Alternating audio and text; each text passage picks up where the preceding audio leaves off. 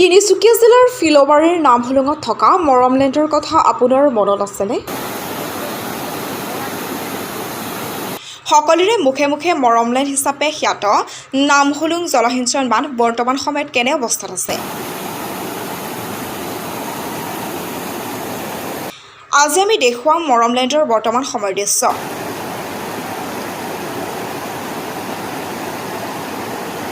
পৰ্যটন কেন্দ্ৰস্থলৰ সম্ভাৱনা থকা এই ঠাইলৈ বিগত বছৰসমূহত আহিছিল তিনিচুকীয়া জিলাৰ লগতে ওচৰ চুবুৰীয়া জিলাসমূহৰ পৰা হাজাৰ হাজাৰ যুৱক যুৱতী।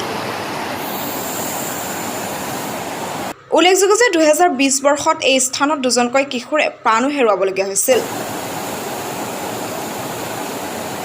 বৰ্তমান সময়ত এই বান্ধটো পানী বৃদ্ধি হোৱাৰ ফলত বিলখনত থকা মেটেকাসমূহ এইদৰে পানীয়ে উটুৱাই নিছে।